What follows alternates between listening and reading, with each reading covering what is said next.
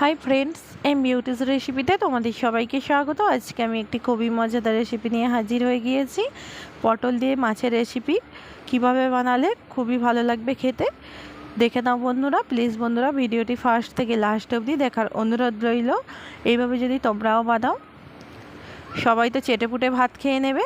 তবে চলো বন্ধুরা, শুরু করা যাক। তো এখানে আমি মাছ নিয়ে নিয়েছি 4 পিস। মাছটা ভালোভাবে ধুয়ে নিয়েছি, যে কোনো মাছ নিলেই হবে। এখানে আমি সিলভার কাপ মাছ নিয়ে নিয়েছি, তো রুই মাছ নিলেও হবে। তো পেঁয়াজ কুচি, টমেটো কুচি, কাঁচা লঙ্কা দুটো, আদা রসুনের পেস্ট হাফ চামচ করে, গোটা জিরা নিয়ে নিয়েছি। ও এখানে আলু লম্বা লম্বা করে কেটে ধুয়ে নিয়েছি।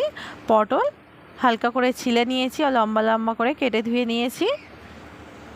তো এরপর মাছটাকে ম্যারিনেট করে নেব। এখানে আমি লবণ দিয়ে নিচ্ছি হাফ চামচ পরিমাণ,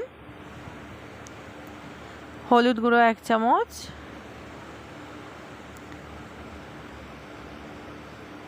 লাল লঙ্কার গুঁড়ো দিয়ে নেব 1 চামচ পরিমাণ। তো ভালোভাবে মাছটাকে হাত দিয়ে মেখে নেব।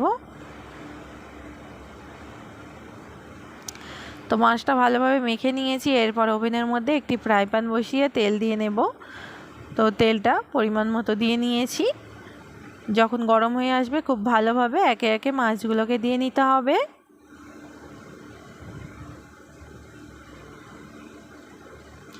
মাছটা দেওয়ার পর এক সাইড ভাজা ভাজা হয়ে আসলে আমি মাছগুলোকে উল্টে পাল্টে ভেজে নেব মুচমুচে করে।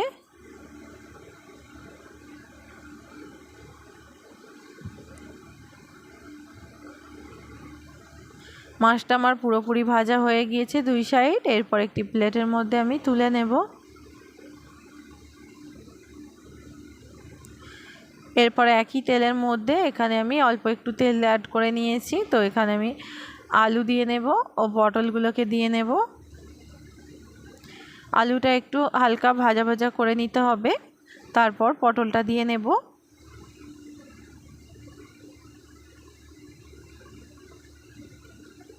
অল্প একটু লবণ অ্যাড করে নেব, অল্প একটু হলুদ গুঁড়ো অ্যাড করে নেব।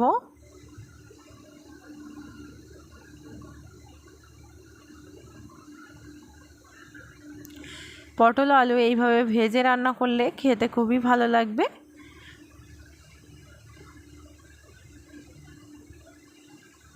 তো এইভাবে আমি 2 থেকে 3 মিনিট একটু লাল লাল করে ভাজা ভাজা করে নিয়েছি।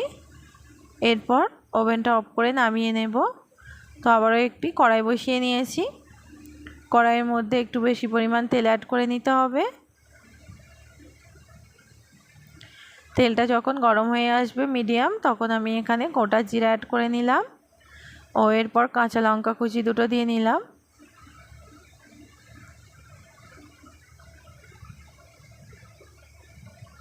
কাঁচা লঙ্কা কুচি না, সরি, মাঝখান থেকে চিড়ে নিয়েছি কাঁচা লঙ্কা, চেরা কাঁচা লঙ্কা দিয়ে নিলাম। তো এরপর এখানে আমি পেঁয়াজ কুচিগুলো অ্যাড করে নিয়েছি। পেঁয়াজ ও কাঁচা লঙ্কা একটু লাল লাল করে ভেজে নেব।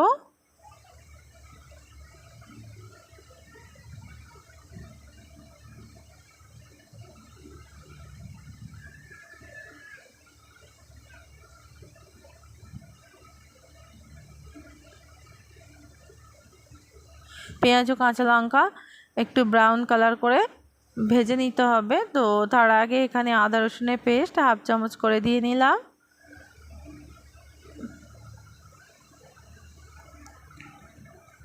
লবণ অ্যাড করে নেব স্বাদ অনুযায়ী। সমস্ত উপকরণ একটু ব্রাউন কালার করে ভেজে নিতে হবে। ব্রাউন কালার করে ভাজা হয়ে গিয়েছে। এরপর এখানে কেটে রাখা টমেটো দেওয়ার পর হাফ কাপের একটু কম জল অ্যাড করে নিলাম। তো জলটা দেওয়ার পর এখানে আমি গুঁড়ো মশলাগুলো অ্যাড করে নেব। লাল লঙ্কার গুঁড়ো দিয়ে নেব 1.5 চামচ পরিমাণ, হলুদ গুঁড়ো দিয়ে নেব 2 চামচ পরিমাণ।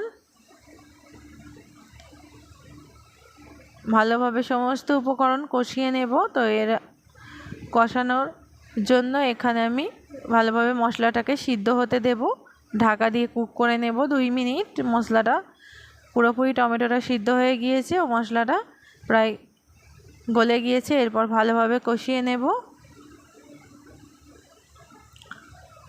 মশলাটা কষানো আমার হয়ে গিয়েছে ও তেল ছাড়তে শুরু করে দিয়েছে।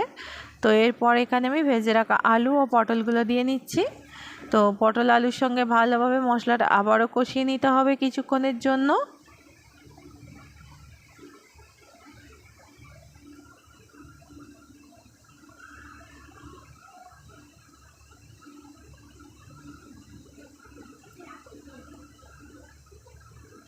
অল্প একটু জল অ্যাড করে দিলাম।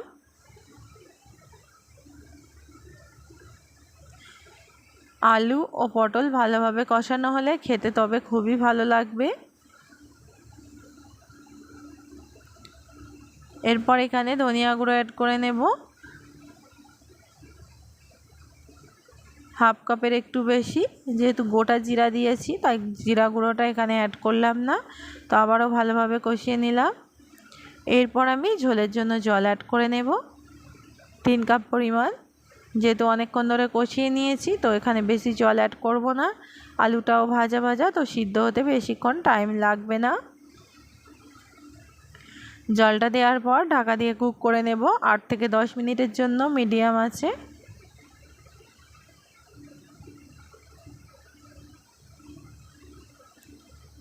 এরপর ঢাকা খুলে দেখে নিলাম।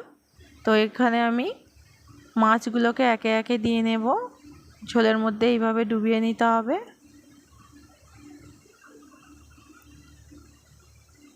সমস্ত মাছ দেওয়ার পর এখানে আমি ঢাকা দিয়ে কুক করে নেব 1 মিনিটের জন্য, বেশিক্ষণ না। তো 1 মিনিট পর ঢাকা খুলে দেখে নেব। রান্নাটা আমার পুরোপুরি শেষের দিকে, একটু মাখো মাখো হবে, খুব বেশি ঝোল হবে না। এরপর ওভেনটা অফ করে নামিয়ে নিচ্ছি।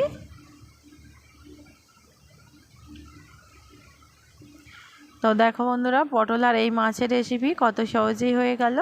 খুবই সুস্বাদু একটি রেসিপি। যদি আমার রেসিপিটি ভালো লেগে থাকে আমার চ্যানেলটি লাইক কমেন্ট শেয়ার ও সাবস্ক্রাইব করে দিও। দেখা হচ্ছে পরের রেসিপিতে। তো এইভাবে তোমরাও বাড়িতে বানিয়ে দেখতে পারো, খেতে খুবই ভালো লাগবে। নতুন নতুন রেসিপি পেতে কমেন্ট বক্সে জানিয়ে